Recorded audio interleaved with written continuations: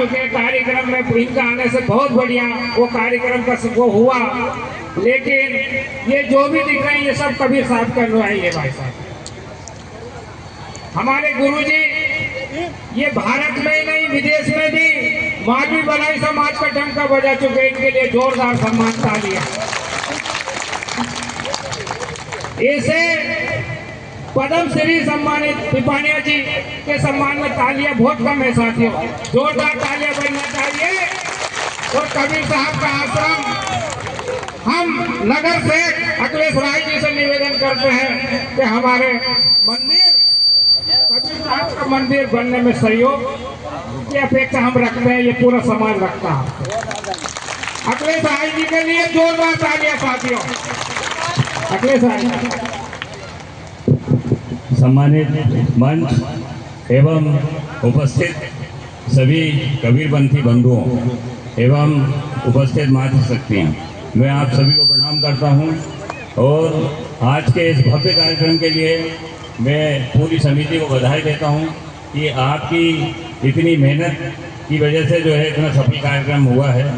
और परम श्रद्धेय टिपानिया जी का भी मैं पूरे सीहोर की तरफ से स्वागत करता हूँ कि आपने हम सबको आपका आशीर्वाद दिया और इतने अच्छे भजन आपने सुनाए।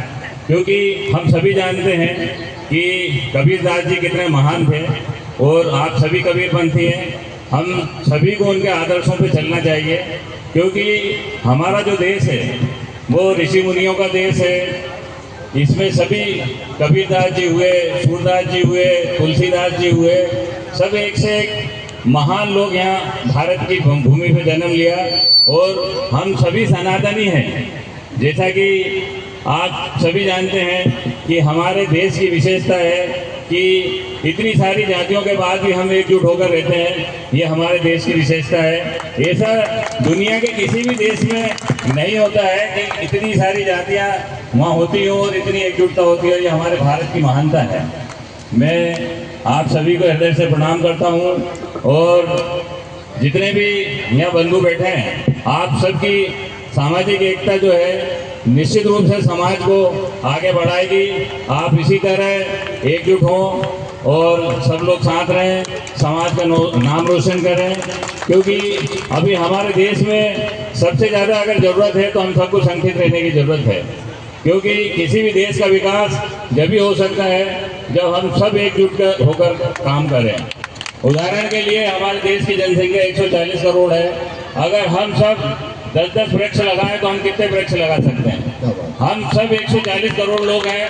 अगर सब एकजुट मिलकर हम देश के लिए अगर खड़े होकर कोई भी काम करेंगे तो हमारा देश, अभी जैसा कि आप देख रहे हैं कि हमारा देश जो अर्थव्यवस्था में 5वें नंबर से 4थे नंबर पे आ गया है। आज हम पूरी वर्ल्ड की 4th नंबर की इकोनॉमी है। तो ये सब कहीं ना कहीं आप सब लोगों का ही सहयोग और श्रेय होता है कि हमारे देश को हम लोग इतना महान बना पा रहे हैं। मुझे आपने बोलने का अवसर दिया है, मैं आप सभी को बधाई देता हूँ। आप सबका धन्यवाद। और टिपानिया जी का मैं शब्द नहीं है कि आप हमारे सीहोर में आए और मुझे बड़ी खुशी हुई। आपने हमारे सीहोर का और समाज का सबका नाम रोशन किया। आपको हृदय से धन्यवाद। धन्यवाद साहब। नगर सेठ जी को मैं हृदय से साधुवाद ज्ञापित करूं, क्योंकि उनके अंदर की जो अभिव्यक्ति है ना, वो ये शरीर रूपी नगर के भी वो सेठ हैं। क्योंकि वो अपने अंदर की रूहानियत को भी जानते हैं और जो रूहानियत को का राहगीर होता है वो पूरी कायनात के हित और हिफाजत के लिए काम करता है। और उसके आँखों में, उसके अंतर में वो प्रेम की, वो सद्भाव की, वो सर्व के विकास की और वो सबके हित और हिफाजत की एक धारा बहती है। और उसी धारा के प्रवाह के मार्फत आज यहाँ पर कबीर महोत्सव के इस प्रकार के उत्सव के ऊपर आपने अपना अमूल्य समय दिया और अपने अंदर के इस प्रवाह को प्रवाहित किया।